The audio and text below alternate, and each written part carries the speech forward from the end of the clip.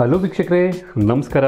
ತಮ್ಮೆಲ್ಲರಿಗೂ ಭಾಗ್ಯ ಟಿವಿಗೆ ಸ್ವಾಗತ, ಸುಸ್ವಾಗತ. ಇವತ್ತು ಬೇಳೆ ಒಬ್ಬಟ್ಟು ಯಾವ ರೀತಿ ಮಾಡೋದು ಅಂತೇಳಿ ತಿಳಿಸ್ಕೊಡ್ತಾ ಇದ್ದೀವಿ. ಬಹಳ ಸುಲಭವಾಗಿ, ಬಹಳ ಟೇಸ್ಟಿಯಾಗಿ, ಪರ್ಫೆಕ್ಟ್ ಆಗಿ ಮಾಡ್ತಕ್ಕಂಥ ಬೇಳೆ ಒಬ್ಬಟ್ಟನ್ನ ಯಾವ ರೀತಿ ಮಾಡೋದು ಅಂತ ಈ ವಿಡಿಯೋದಲ್ಲಿ ಖಂಡಿತ ಕಲಿತೀರಾ.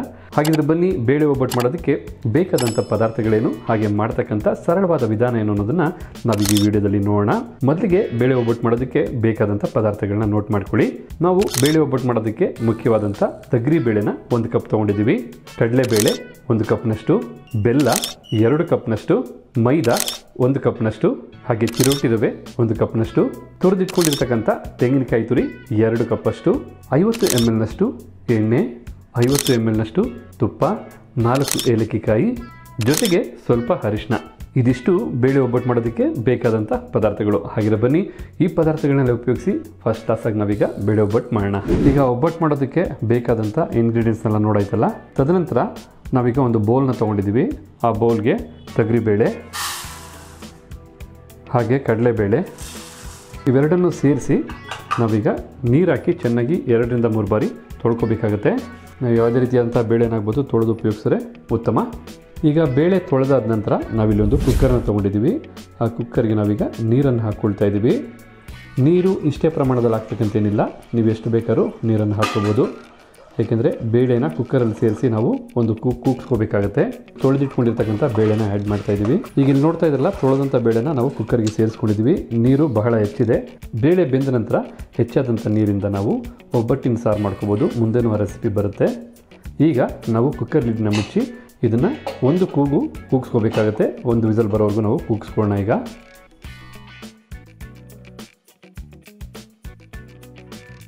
ಈಗ ಮೈದಾ ಮತ್ತು ಚಿರೋಟಿ ರವೆನ ಕಲಿಸ್ಕೊಳ್ಳೋದಕ್ಕೆ ಈ ರೀತಿಯಾದಂಥ ಒಂದು ಬೌಲ್ನ ತೊಗೊಂಡಿದ್ದೀವಿ. ಈಗ ಈ ಬೌಲ್ಗೆ ಮೊದಲಿಗೆ ಚಿರೋಟಿ ರವೆ ಹಾಕ್ಕೊಳ್ಳೋಣ. ಹಾಗೆ 1 ಕಪ್ನಷ್ಟು ಮೈದಾ, ಜೊತೆಗೆ ಸ್ವಲ್ಪ ಅರಿಶಿಣದ ಪುಡಿಯನ್ನು ಹಾಕಿದ ನಂತರ ಡ್ರೈಯಲ್ಲೇ ಸ್ವಲ್ಪ ಚೆನ್ನಾಗಿ ಮಿಕ್ಸ್ ಮಾಡ್ಕೊಳ್ಳಿ.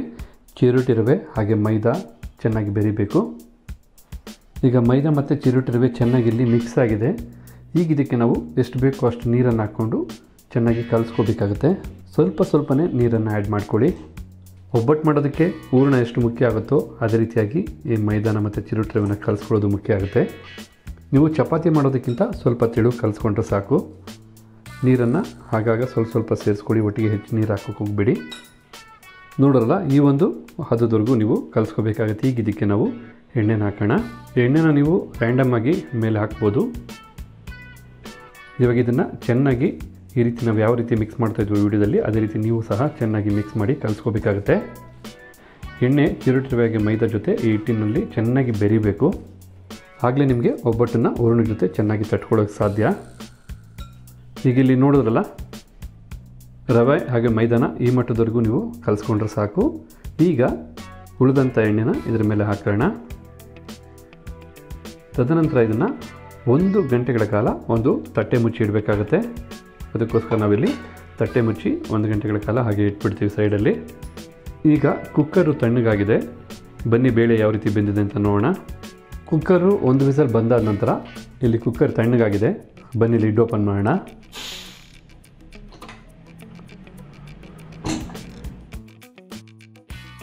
ಇಲ್ಲಿ ನೋಡ್ತಾ ಇದ್ರಲ್ಲ, ಬೇಳೆ ಚೆನ್ನಾಗಿ ಬೆಂದಿದೆ. ಈಗ ಬೇಳೆಯಲ್ಲಿ ಇರ್ತಕ್ಕಂಥ ನೀರನ್ನು ನಾವು ಸಪ್ರೇಟ್ ಮಾಡ್ಕೊಳ್ಳೋಣ. ಈಗ ಇದನ್ನು ನಾವು ಈ ರೀತಿಯಾಗಿ ಫಿಲ್ಟ್ರ್ ಮಾಡ್ಕೊಳ್ತಾ ಇದ್ದೀವಿ. ಬೇಳೆ ಮತ್ತು ನೀರನ್ನು ಸಪ್ರೇಟ್ ಮಾಡಿದಂಥ ನೀರಿಂದ ನಾವು ಸೂಪರಾಗಿ ಒಬ್ಬಟ್ಟಿನ ಸಾರು ಮಾಡ್ಬೋದು. ನೀರನ್ನು ಹಾಕಿ ಬೇಳೆನ ಸಪ್ರೇಟ್ ಮಾಡ್ಕೊಂಡಿದ್ದೀವಿ. ಈಗ ಬೆಲ್ಲದ ಪಾಕ ತೊಗೊಳ್ಳೋಣ. ಈಗ ಬೆಲ್ಲದ ಪಾಕ ನಾವು ತಗೋಬೇಕಾಗತ್ತೆ. ಅದಕ್ಕೋಸ್ಕರ ನಾವು ಸ್ಟವ್ ಮೇಲೊಂದು ಬಾಣಲಿ ಇಟ್ಟು ಬಾಣಲಿಗೆ ನಾವು ಬೆಲ್ಲನ ಹಾಕ್ಕೊಳ್ತಾ ಇದ್ದೀವಿ.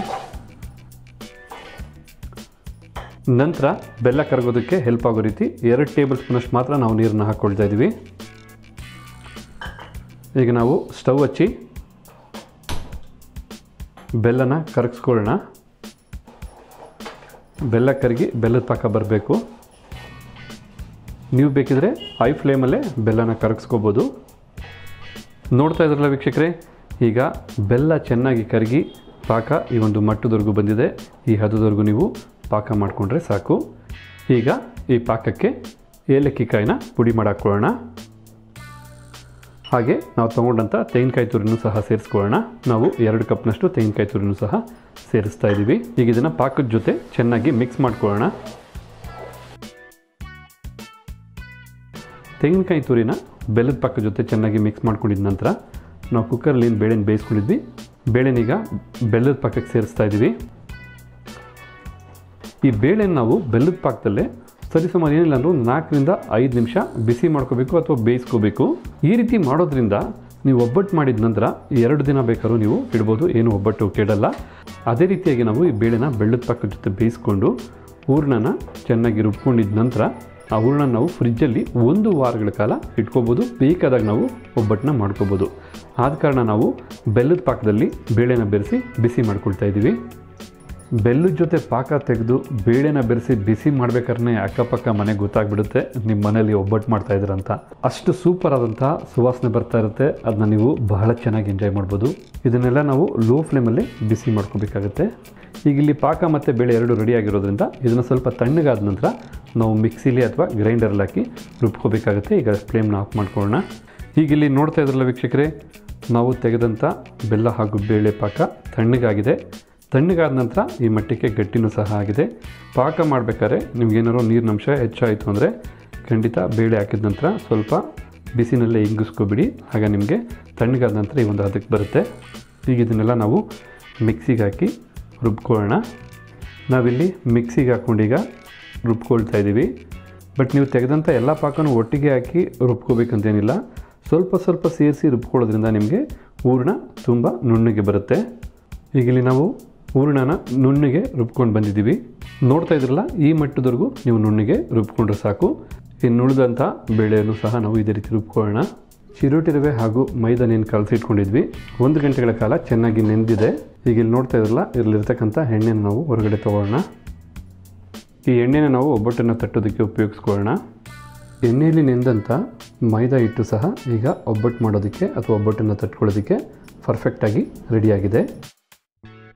ಈಗ ಇದನ್ನು ನಾವು ಚೆನ್ನಾಗಿ ಮತ್ತೊಮ್ಮೆ ಕಲಸಿ ನಮಗೆ ಒಬ್ಬಟ್ಟನ್ನು ತಟ್ಕೊಳ್ಳೋದಕ್ಕೆ ಯಾವ ಒಂದು ಸೈಜ್ಗೆ ಬೇಕೋ ಆ ಸೈಜ್ಗೆ ನಾವು ಒಂದೊಂದೇ ಉಂಡೆಗಳಾಗಿ ಮಾಡಿಟ್ಕೊಳ್ಳೋಣ.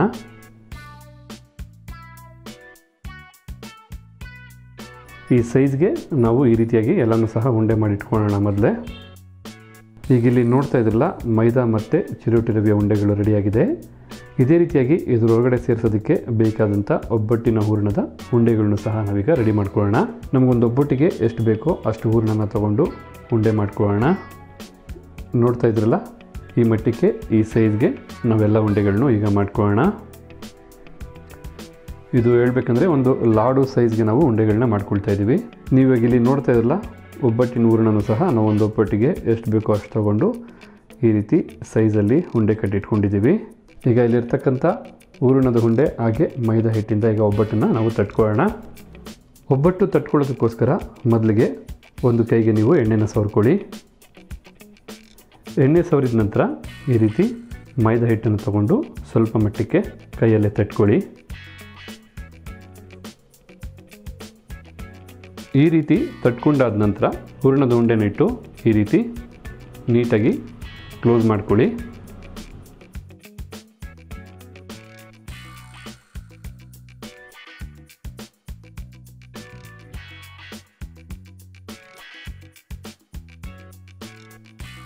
ನೋಡ್ತಾ ಇದ್ರಲ್ಲ, ಇಲ್ಲಿ ಹೂರಣ ಕಂಪ್ಲೀಟಾಗಿ ಹಿಟ್ಟಲ್ಲಿ ಕವರ್ ಮಾಡಿದ್ದೀವಿ ನಾವು. ತದನಂತರ ನಾವು ಒಂದು ಮಣೆ ಮೇಲೆ ಈ ರೀತಿ ಬಟರ್ ಶೀಟ್ನ ಹಾಕ್ಕೊಂಡಿದ್ದೀವಿ. ಇಲ್ಲಾಂದರೆ ನೀವು ಬೇಕಿದ್ರೆ ಎಣ್ಣೆ ಕವರ್ನ ಸಹ ಉಪಯೋಗಿಸ್ಕೋಬೋದು. ಈಗ ಈ ಕವರ್ಗೆ ನಾವು ಸ್ವಲ್ಪ ಎಣ್ಣೆನ ಸವರೋಣ. ಈಗ ಮೈದಾಗ ಹೂರಣ ಹಾಕಿ ಫಿಲ್ ಮಾಡಿ ಇಟ್ಕೊಂಡಿದ್ವಿ, ಅದನ್ನು ನೀಟಾಗಿ ಕವರ್ ಮೇಲೆ ಇಟ್ಟು ನಮಗೆ ಯಾವ ಸೈಜ್ಗೆ ಬೇಕೋ ಆ ಸೈಜ್ಗೆ ಒಬ್ಬಟ್ಟನ್ನು ನೀಟಾಗಿ ತಟ್ಕೊಳ್ಳೋಣ. ಈ ರೀತಿ ತುಂಬ ನಾಜೂಕಾಗಿ ನೀವು ಒಬ್ಬಟ್ಟನ್ನು ತಟ್ಕೋಬೇಕಾಗುತ್ತೆ. ನೀವು ಬೇಕಾದ್ರೆ ಒಬ್ಬಟ್ಟನ್ನು ಮಂದಕ್ಕೂ ಬೇಕಾದ್ರೂ ಮಾಡ್ಕೋಬೋದು ಅಥವಾ ತೆಳುಕ್ಕೆ ಬೇಕಾದ್ರೂ ಮಾಡ್ಕೋಬೋದು. ನೋಡ್ತಾ ಇದ್ರಲ್ಲ, ನಾವು ಪೂರಿಗಿಂತ ದೊಡ್ಡದು, ಚಪಾತಿಗಿಂತ ಚಿಕ್ಕದು ಆ ಒಂದು ಸೈಜಲ್ಲಿ ಒಬ್ಬಟ್ಟನ್ನು ತಟ್ಕೊಂಡಿದ್ದೀವಿ. ಈಗ ಇದನ್ನು ಬಿಸಿಯಾದಂಥ ಕಾವಲಿ ಮೇಲೆ ಹಾಕಿ ತುಪ್ಪ ಹಾಕಿ ಬೇಯಿಸ್ಕೊಳ್ಳೋಣ.